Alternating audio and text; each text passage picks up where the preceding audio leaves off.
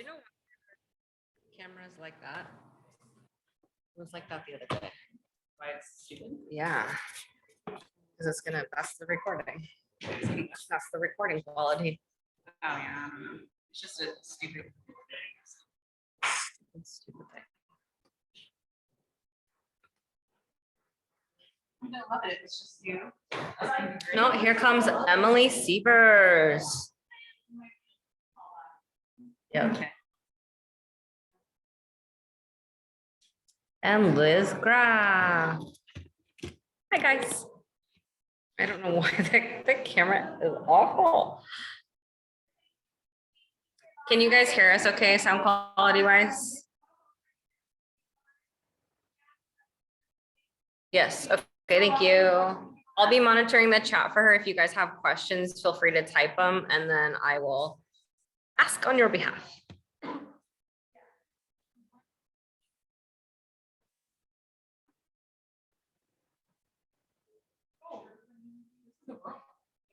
It's a nice little cozy room for our Ikebana happiness. Oh, Liz is here. Hi, Liz.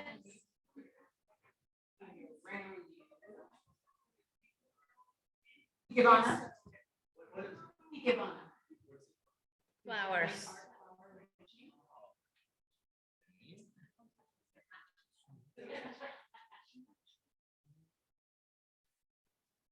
I need to do some.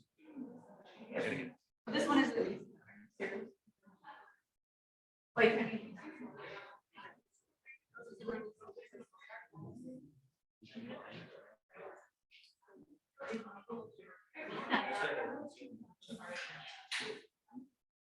Cammy Brown.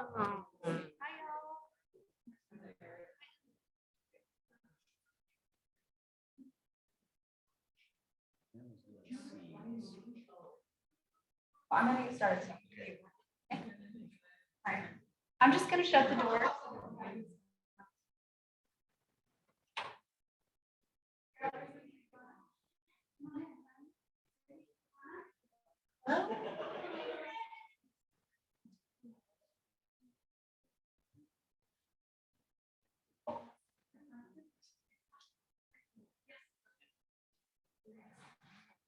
Hi, everybody. We're just a little bit behind time, so I just want to go fairly fast. My name is Alisa Ashmon, and I teach mostly animal science, biology, and veterinary medicine at Glacier Peak High School. But during the summer, I actually teach a summer program. And while I don't call it flower design because I'm not a certified florist, I do call it garden craft. And so I have a week with a group of littles, grade school littles. And so we do a lot of different garden craft. One of the things I like to do with them, please come in, Ikebana, is an Ikebana arrangement. And actually we start by looking at a map of the world. And this is just one that I print off and I give this to them. And all of these materials are in the Google Drive. So I put up a map of our world on our smart board. And I was like, who could tell me where Japan is? Does anybody want to come up and tell me where Japan is? And most of my students, unless they have been to Japan or have family in Japan, are unaware. And so this goes for continents. And then I show a picture of Japan and we circle it on that world map. Most of them don't realize that Japan is a nation of islands. And then on here, we do some little drawings and I say, let's, where's Tokyo and who knows places in Japan. So again, this is geared towards littles, but we could do this with high schoolers as well. Most people don't know where things are on the map. So I give this to them. We have a little coloring and stuff on here. Ikebana is a wonderful place to start because all of the materials that I use with my young students, we go gather. I got all of my little containers or shallow dishes at thrift shops. And you want something shallow and you can just use a bowl. So in some parts of Japan, we talk about Japanese words and we do a vocabulary list with the kids. They all have their own binder of the things that they learn. So in Japanese, Ikebana, this has two names depending on where you are at. So if you are in Okinawa, this is called Utsuwa. But if you're in mainland Japan, this is called the subiai. So you can tell them that, and sometimes we give some Japanese alphabet and teach a little bit of Japanese. I do not speak Japanese. It's just things that I found on the internet, and they get very excited about knowing a few words in Japanese. This you might know as a flower frog, but in Ikebana, has all the sharp pins, and these come in all shapes and sizes. This is the most expensive piece, and I don't let the kids take these arrangements home because of this. So whereas we might call this a flower frog, in Ikebana, this is called a kenzen. And I have larger ones and smaller ones, and sometimes they have plastic. There are also flower frogs that have the holes, but for our purposes in Ikebana, the ones with the pins are the most traditional. So I tell kids you have to be very careful, because if you're pushing too hard and you can't slam into a kenzen, it does hurt. Yeah. I'm going to just use these flowers that I picked up at a thrift shop and just cut into 3 sizes. This is a great opportunity for them to do some measurement. So the longest stem is called shin, and the longest stem in Ikebana represents the heavens or the sky. And 3/4 is our second stem, which is called so, and so represents the people and the earth. And the third, again, about, this is more half, but 3/4 of this is Tai, and this represents yourself, okay, or somebody close to you. So step 1, and I create this little pamphlet for them, and they can glue it and take notes in here. It's easy because a lot of the little, it's hard to do a lot of writing. So this just talks about a basic Ikebana. So, and it talks about what the words mean. So step 1 is to place your floral frog or kenzen at 7 o'clock position inside your utsuwa or vessel. Now, this one is very big, so I can't really rotate it around here, but it's perfectly fine if they have a bigger kenzen, of which you can get on Amazon, but oftentimes you do also find these at the thrift shop. I'm a thrift shop person, so I always pick them up when I see them. You just place this in here, and then I do have them fill with water. And from there, we actually do a little walkabout. We talk about the significance of some different flowers, but usually summer school when we're meeting is in the hot months.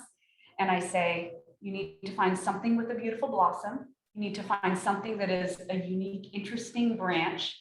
And then you need to find something that represents you. So something is just like, wow, that's really beautiful. And luckily on the campus that we are at, there is a butterfly garden that we have asked permission and we are able to cut some flowers. So that's very generous of them. At Snohomish High School, they have a butterfly garden that Stacey Lishke actually designed and created, and it's now grown.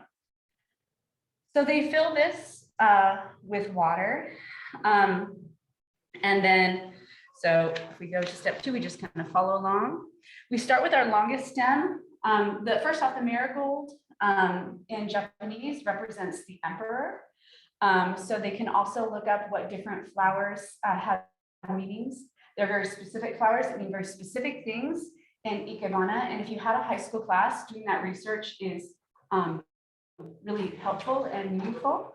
So step 2 is to place this stem at an 11 o'clock position on the floral frog and have it lean 10 to 30 degrees towards your left shoulder. So I'm going to do this backwards. And again, this isn't going to be really beautiful, but when the kids actually bring their materials, they're all unique and they're really outstanding. And then we actually give them to the teachers in the office. That way I get all my kenzens back. And but we'll talk about that in a second. Step 2, I'm sorry, that was step 1. Step 2 is to place the second largest stem at the 8 o'clock position at a 45-degree angle towards your left shoulder. So this one's going to come, and you see putting things in the kenzen is fairly simple. It has a lot of wiggle room. If you are actually doing real Ikebana and you have an Ikebana master and trained in Japan, like that is a thing. This is very much like talking about this is a cultural practice. And I think that it's really important to acknowledge that this is a cultural practice. So again, I am not an Ikebana instructor, but if you want to be an Ikebana instructor, they're going to need to find somebody that trained in can. So at the high school level, I think that's age-appropriate conversation to have. The last step is to place your third longest stem at 7 o'clock, 75 degrees toward your right shoulder. So that's going to go right, and so this is going to go up. So it's really 3 stems because these are plastic. They don't stay all that well. But what you're going to have is with their longest stem, you're usually going to have some type of branch. This middle stem representing the earth in our community is here. And oftentimes when I say, go find a flower that really represents you, this is going to be the most color down here. From here, we can add some supplemental materials. Now this takes them, because we do the walkabout, about an hour's worth of time. And they're really thoughtful about it. This is just a quick, dirty version. But again, we start with the map. Where is Japan? We start with some words. What are some Japanese words? We talk about what the flowers might mean. And yes. You don't. So I usually tell them, okay. So unlike traditional floral design, there are some container rules, like to get that perfect. But in Ikebana, oftentimes your utsuwa is very, very small or then very, very wide. The utsuwa is the grounding, but there's not that hard, fast rule that height. So you really you're gonna play with that design. And I'm sure that there is a traditional method. Ikebana is different in all of the different regions of Japan. There are many schools of Ikebana that do different things, or their angles are different. You can dive in so much and learn so much amazing cultural knowledge from this practice. It's also, we tend to start with a little meditation because it's supposed to be grounding, it's supposed to be calming. But it is very straightforward. So that are really the basics. I don't recommend, while it's easy to use some thrift shop flowers, these are really tough to work in a kenzen. So the thicker the stem or the chunkier the stem, the better. When we come to branch work, I often will have them just kind of tap with a little bit of pencil, because with branches getting in there, sometimes they push and then slip and get their little thumbs. No rusty kenzens. We don't want little kids having to get tetanus shots. But I usually tell them that they're usually conscientious of it. And that's really about it. It's for somebody who's new to floral design or who wants to do something that is available to everybody. This is a great and inexpensive way to get started. Usually the only cost, and a lot of people just have shallow bowls lying around the home, even like a soup bowl. Kenzens. Again, with the kids, I like to get, with the little kids, I like a bigger one, but they come like tiny like this, and you can order a whole bunch off of Amazon. But again, this is something that would stay in my classroom with me, because this is where my money is. But if you have a nice floral program, which I don't, and you had a budget that you could send them home with these arrangements, that would be very cool. Also, our last part of our practice is before we give this away to the people at the summer school office, they take some time and they watercolor paint. And I have an art teacher who comes in, and she also talks about, it's not watercolor, it's the Japanese painting. So they have ink in the grater, and they have the specialized brushes most art teachers do. And they do some, she talks about the art of Japanese painting. They try to paint, it's all in black on white paper. And so they take that home with them as kind of the finale of their Ikebana. So please, if this is something you would like to do, these are in the Google Drive, and you are welcome to cut them apart and make them your own. These are just images that I got off the internet for a very basic way of doing it. Thanks, Carol. So please help yourself. Yes. I'm sorry. So for summer garden craft, the kids can be anywhere from like 2nd to 5th grade. So they're, because it doesn't take, we also do like taping stuff. the hand-eye coordination and the patience is sometimes a little bit much for the younger kids. But they enjoy it. It comes out stunningly beautiful because Ikebana is all about, oddity and just these, for some reason, they just nail this every time. Whereas when we do our teacup arrangements, things get a little wonky because there's a lot more rules. But with Ikebana, it's so freeform and simplistically elegant that they look at it and they're like, dang, that looks good. And when I show other pictures of other Ikebana, they're like, yeah, mine is in line with that. And usually it is. So it's a great place to start. And it really gives them that confidence to move forward and gets them used to, looking and feeling and working with flowers. So. Geography or whatever teacher. Yeah. Do it cross-street. Yeah. And it's really cool. So I have coins from Japan yen.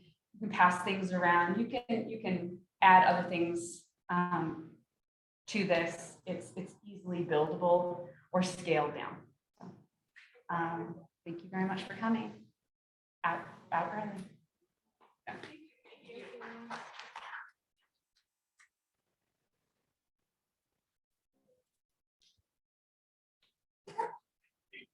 Emily says, amazing, thank you.